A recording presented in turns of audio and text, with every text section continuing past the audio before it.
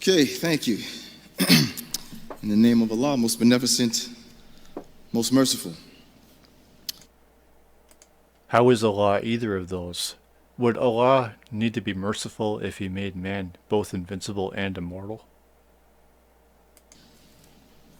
Is the question that we're here to deal with tonight is Islam a threat to the West? I would have said it is before Donald got elected, even a year into Donald's presidency, mainly because ISIS was a hot topic back then, but not anymore. I don't think anything is a threat to America other than its own fucking self. Russia has devastated Ukraine, but Vladimir seemingly has no interest in America, not from what I've heard or read. Let us define the terms. What is the West? The West is defined as nations which or other hostile action, a person or thing likely to cause damage or danger, the possibility of trouble, danger, or ruin. That is the question that we're here to answer tonight. Is Islam a religion, is Islam a threat to the West? Islam itself is just a set of beliefs and teachings. By itself, for example, the Quran sitting on the table can do no one any harm. Given that Islam is only a set of beliefs and teachings, while a debate is necessary to discuss whether this religion is a threat or not, I can only ask why any of you Muslims partake in this religion, and I would ask the same of Christians, if it has to be called into question under such a matter. Never mind whether it's a threat to the West or not. What is Islam's effect on the countries that have established it as their national religion, as these countries are a theocracy? Take that into account. And do you agree with this religion? In order for the Quran to take an effect, someone would have to pick it up, read it, and then attempt to implement what they read. If that person doesn't have the effect or the power to do anything to affect change, then it is no threat whatsoever. So, obviously, the Quran or Islam is just a set of beliefs and teachings. His position is obviously the negation to the debate topic, and Shadid mentions change here. Has Islam ever inspired positive and beneficial change to anyone? It is the Muslims that are the practitioners of Islam. So in reality, the question is are the Muslims a threat? Because Islam is just a set of beliefs and teachings. So as I read from the... If it's only beliefs and teachings, why has it severely oppressed women, and why does it cause people to behave like gangsters? Is suicide bombing only a stereotype? Definitions. Two of the definitions are a person's statement of a threat is the battle. And this is the context throughout the Quran. In chapter 2, verse 190 of the Quran, it says, fight back against those who fight you, but be not the aggressor. That is the context throughout the Quran. Any verse you read, 929, all the other verses that are mentioned, that is the context. Because understand the context of the Quran is that the Muslims were a persecuted people. And so, who is or who has fought against this religion and why? Is Islam completely innocent?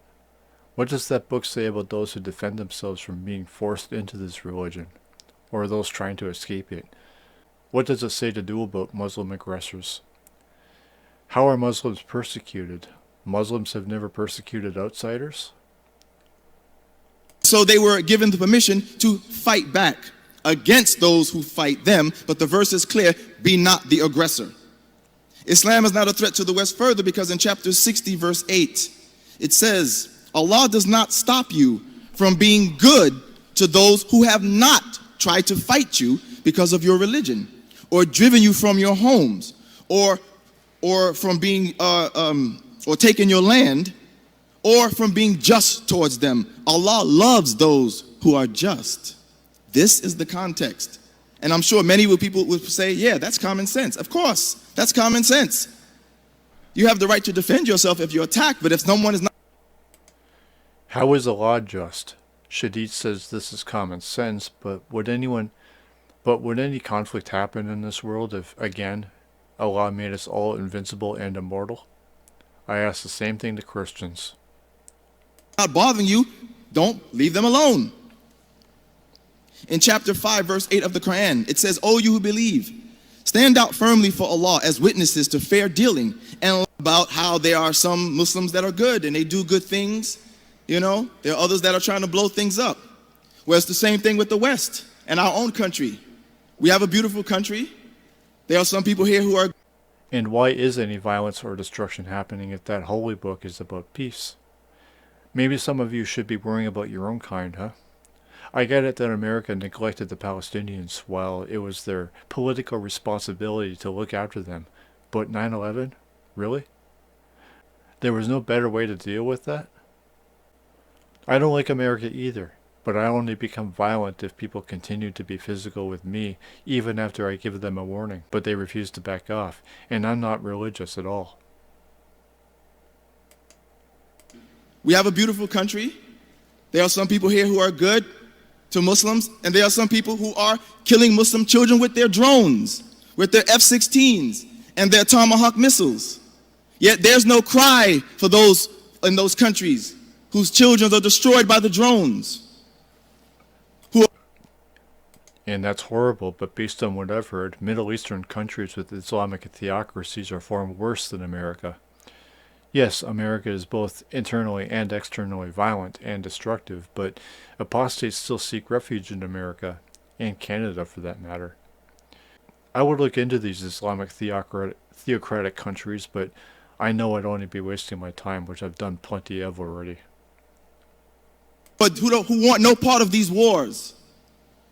But yet, imagine if your child was destroyed by a drone, some strange flying machine flying over your village from a foreign country. Would you accept that? Imagine a drone from Afghanistan flying over Los Angeles. We would be appalled by that as Americans, would we not? We would be upset. We would say, how dare these people fly these strange machines over our city, destroying our children because they're trying to get somebody who they claim is a threat to them, but yet they kill our children. This is not just as I'm making my point that. Yes, America would be outraged and immediately dispatch the military against those other countries, but how is Islamic extremism any better? The thing is that America kills its own children while the Republicans only care about their fucking gun rights, which are more important to them than these many murdered kids. So Americans aren't going to care about any other country's children. Again though, I've heard Islamic countries are far more strict and murderous in the name of Allah. Is that true? This does not justify what people have done. But we must acknowledge where the conflict begins and where, as they say, violence begets violence. So yes, correct. There are Westerners who are very good. They give charity, they help. But at the same time, Would charities ever be needed if God made us all without the need for food? Or anything for that matter? are those who kill Muslims and bomb Muslims as well and destroy Muslims, civilians, and their children as well. So as I said, the question that we're asking is Islam a threat to the West? As I said, this question has been asked throughout the ages. For example, 10 years ago, there was a book written by. I think this entire world is a threat to its fucking self. Explain how that is when most of the world is religious, as religion is supposed to be the only possible moral source or code. Pat Buchanan entitled The Death of the West. And I want you to follow along with me because I'm not running away from the subject. The subject is Islam, but because of the increase of people of color, Latinos, Africans, Arabs. So he said the West is going to die. It doesn't matter about Islam. The West is going to die because people of color are increasing. And we are beginning to outnumber those who are of Caucasian, European, or white descent. And because our cultures are different from Western culture, the West would be destroyed. Well, the thing is, the notion that minorities are destroying America is only a bullshit talking point of the very bigoted and sociopathic conservative ideology. It isn't the case. If anything is a threat to the West, insanity is. Greed and bigotry mostly. It's not exclusive to people of color. They're obsessed with trans people, gays, and what are the other ones? Oh yeah, dregs, and yeah, it's a sexual thing. I don't know, sexuality. America's weird.